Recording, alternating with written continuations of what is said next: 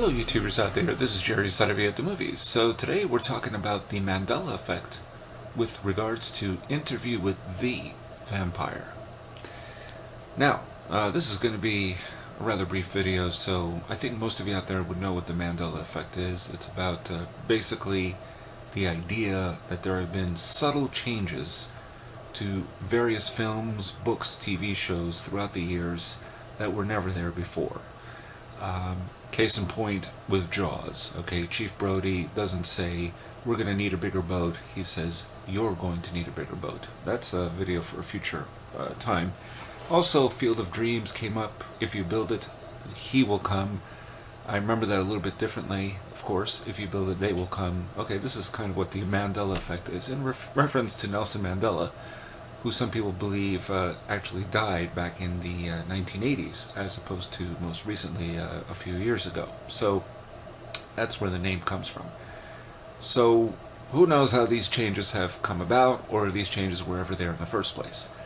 That's a video that other people have discussed this, with a great deal of analysis.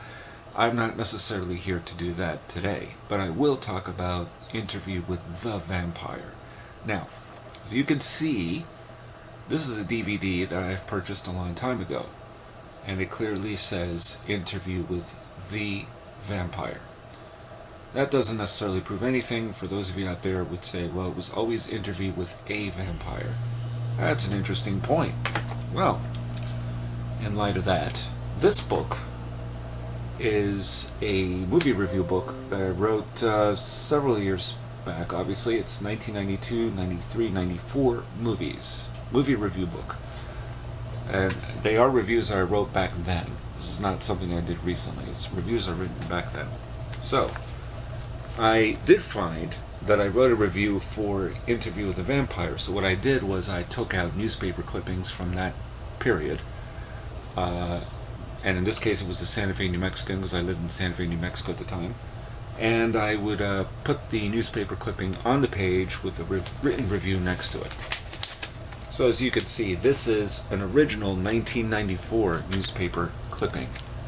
And as you can see, it says Interview with the Vampire. But the interesting thing about my review is that over and over again I write Interview with a Vampire. I don't think you can quite see it there, but basically all through the review, anytime I mention the title, it's Interview. There we go. Interview with a Vampire. Over and over again. Never the. Now, maybe at the time I didn't recognize this being the case, and saw the actual title and I thought, well, the A, what's the difference? That's possible. I don't know.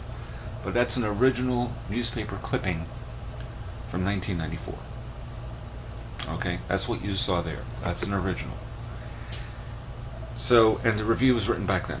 This is not something I just touched up recently just to make people believe something. It's what it is. And there is a video link below where you can see that somebody else has pointed out various occasions where David Letterman at the Oscars, or Anne Rice, particularly behind the scenes type stuff regards to the film, says Interview with a Vampire. Now, the full title is Interview with the Vampire Chronicles. There is no A in there. And that is also the title, of course, of Anne Rice's bestseller. Now, the interesting thing about the title, of course, is that if you really look at it, the words that stick out are interview and vampire. I think everyone can plainly see that. That's what sticks out. That's what you remember. Interview, vampire. With the or with a. Who can say it? But I do remember at the time everybody kind of said, people that I talked to about the film, Interview with a Vampire is how everyone phrased it. Now, what does this mean? Does this mean that this somehow changed throughout the years and I never noticed? Why is it so many people are now saying it was Interview with a Vampire, never the? And yet, the DVD box and the newspaper clipping from 1994 have the word the. Now, it's a very subtle change, so if this Mandela Effect took place and we're living in an alternate timeline, and to be fair, I'm not really sure I believe all that stuff, okay?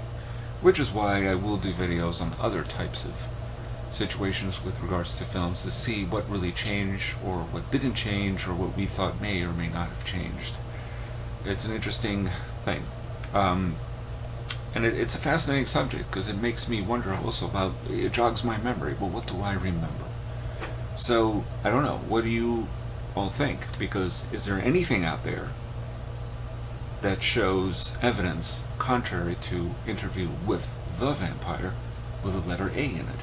Somebody said that they remember that there was a book of Anne Rice's, Interview with a Vampire, and the A was a red letter dripping blood. I always remembered it as with a, not with the. I'm not, be perfectly honest, I'm not sure I even see much of a distinction between that. But Interview with a Vampire, I mean, it might sound more personal, like a real personal interview that you're having with someone who claims to be a vampire, but is it, I mean, it's not the vampire, it's not like it's italicized, the. So, I don't know. What do some of you think? Who knows? But there's no evidence to suggest, aside from sound bites, that it was ever Interview with a Vampire. This is just one of a few videos I'm going to do about this sort of Mandela Effect, but I wanted to show all of you the newspaper clipping just to show that that was the original title. And if it did change at some point from what it was originally, which could have been Interview with a, who knows? Alright, what do some of you think? Tell me. Lend me your thoughts. And please subscribe to my channel. And this is Jerry Side of You at the Movies. Signing off.